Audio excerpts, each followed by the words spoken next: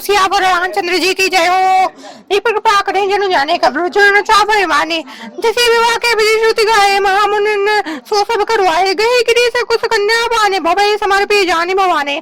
वेदों में विवाह की जैसी रीति कही गई है, महामुनियों ने वह सभी रीति करवाई। पर्वतराज हिमाचल ने हाथ में कुश लेकर तथा कन्या का हाथ पकड़कर उन्हें भवानी शिव पत्नी जानकर शिव जी को समर्पण किया।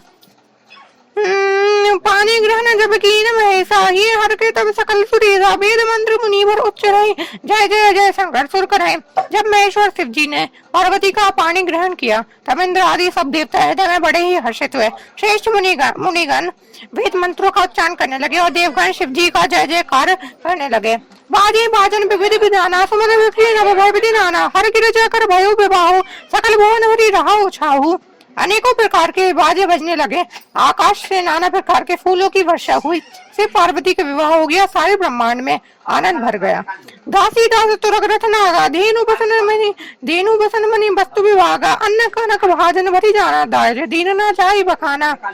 दासी दास रथ घोड़े हाथी गाय वस्त्र और मणि आदि अनेक प्रकार की चीजें अन्न तथा सोने के बर्तन गाड़ियों में लदवाकर दहेज में दिए, जिनका वर्णन नहीं हो सकता।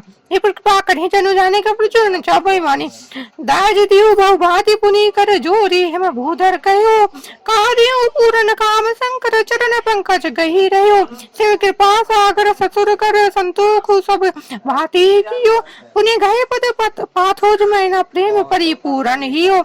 बहुत प्रकार का दहेज देगा। फिर हाथ जोड़कर हिमाचल ने कहा, हे शंकर आप पूर्ण काम है, मैं आपको क्या दे सकता हूँ। इतना कहकर वे शिव जी के चरण कमल पकड़कर रह गए।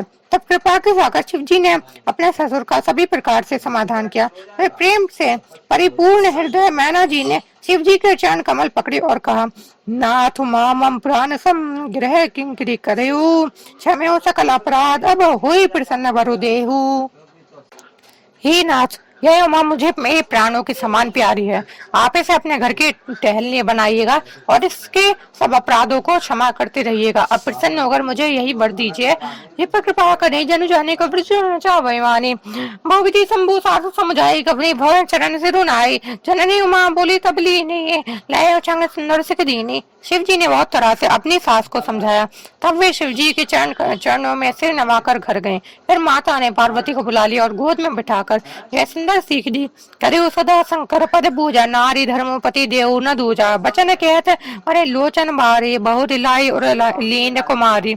हे पार्वती, तू सदा शिव जी के चरण की पूजा करना, नारियों का यही धर्म है, उनके लिए पति ही देवता और कोई देवता नहीं है, उनके लिए पति ही देवता है और कोई देवता नहीं है। इस प्रकार की बातें कहते कहते उनकी आंखों में आंसू भर आए और उन्होंने कन्या को छाती से चिपटा लिया। कत विदिश्र जी नारी जग माहे, पराधीन सपनो सुख नाहे, भयति प्रेम विकल में तारी, धीर झुकी न कुछ समय विचारी। फिर बोली कि विधाता ने जगत में स्त्री जाति को क्यों पैदा किया, पराधीन को सपने में भी सुख नहीं मिलता। यो कहती हुई माता प्रेम में अत्यंत विकल हो गई, परंतु कुछ समय जानकर अर्थात दुख करने का अवसर न जानकर उन्होंने धीरज धरा। पुनि पुनि मिलती प्रति गही चरना, परम प्रेमो कछु जाई न बढ़ना, सब नार न मिली बेटी भवाए, जाई जननी और पुनि लपटाने। मैना बार बार मिलती है और पार्वती के चरणों को पकड़कर गिर पड़ती है। बड़ा ही प्रेम है, कुछ वर्णन नहीं किया जाता। भवानी सब स्त्रियों से मिल बैठ कर फिर अपनी माता के हृदय से जा लिपटी। पर कृपा करिए जनु जाने का नचा वही माने, जननी है बहुरी मिली चली, उचित असीस सब काहू दही, फिरी बिलोकती मातु तन तब सखी लय शिव पही गए, जाचक सकल संतोषी शंकरु उमा सहित भवन चले, सब अमर हर के सुमन बरखी निशान नव बाजे भले। पार्वती जी माता से फिर मिलकर चली। सब किसी ने उन्हें योग्य आशीर्वाद दिया। पार्वती जी फिर कर माता की ओर देखती जाती थी। तब सखियों ने शिव जी के पास ले गई।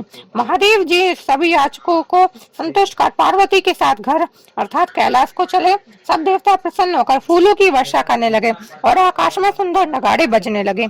चले संग हिमंतु तब पहुंचा वनति हेतु, विविध वादी परितु कुकरे विदा कीन वृक्ष केतु।